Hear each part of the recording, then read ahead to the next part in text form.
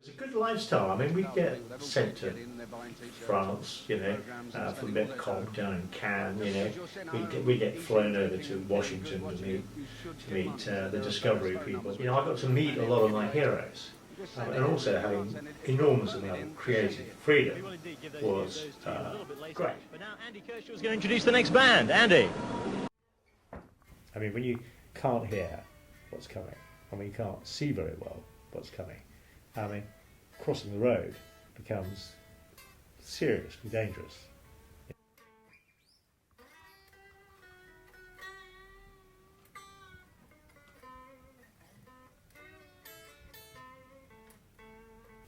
It began really, I thought I had flu.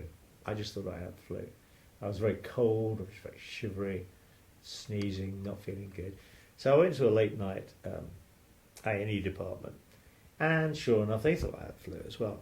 And so I said to my wife, well, we'll just take him home, put him in bed. I'm sure it'll be all right in a couple of days. But that's not what happened.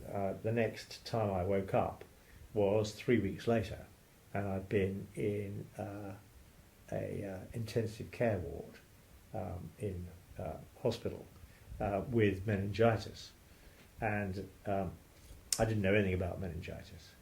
I had been put into an induced coma because I was fitting so badly, because meningitis attacks the membrane around the brain, and I was fitting so badly that they put me into a coma to stop me hurting myself more.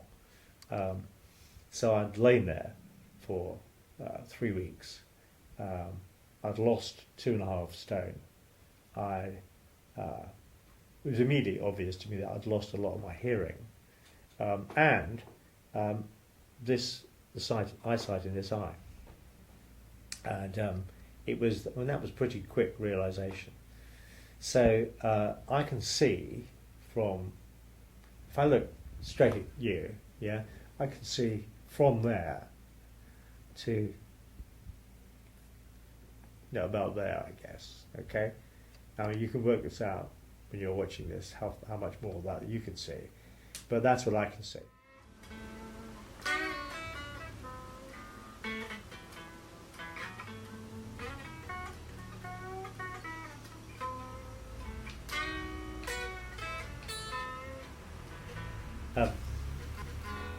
One of the first things that happened to me is that I realised, because of this perspective issue, is that I couldn't put toothpaste on a toothbrush. I just kept missing it, which is really stupid. Let's face it. It's not exactly a life-altering experience, this, but it's annoying. So anyway, through somebody who I met, the Association for the Blind came round and tried to talk me through this.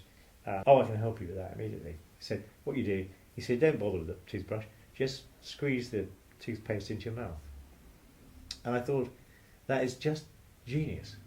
I don't know how long it would have taken me to work that out on my own. And yet this guy was actually blind, had been blind from birth. And you think, that is a stroke of absolute genius. I mean, thank God somebody told me that, because it was an immediate solution to my problem.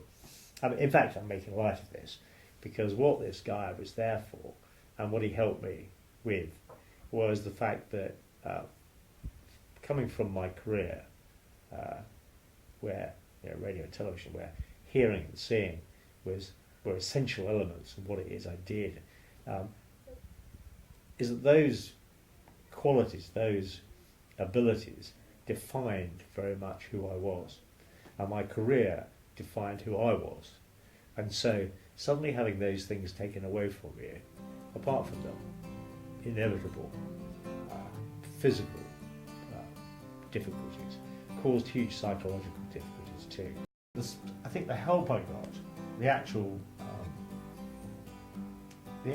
support that came my way, was really, really valuable.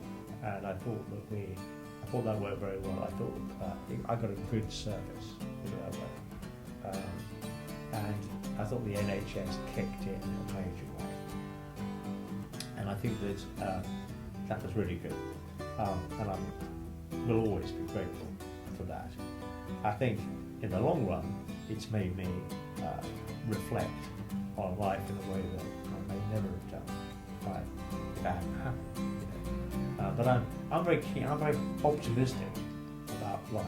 You know, I always was. I always have been, and I remain quite optimistic about things. Really.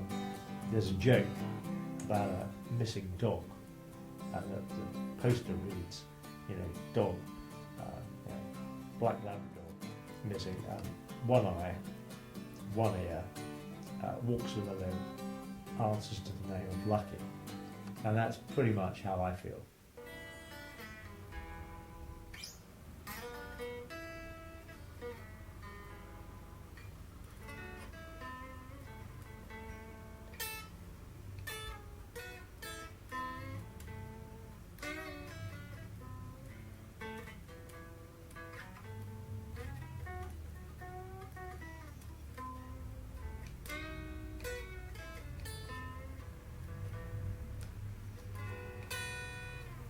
Yes, that was it really. I had two ambitions, either to work at the BBC, become a programme maker, or play guitar for a living. And I did actually get the opportunity to do both, more or less in the same week, where somebody said, do you want to join this band? We're going to Europe for a tour. And I got a job offer at the BBC at the same time, so I actually had to say, no, I'm going to do the BBC. I would have been a rock guitar player.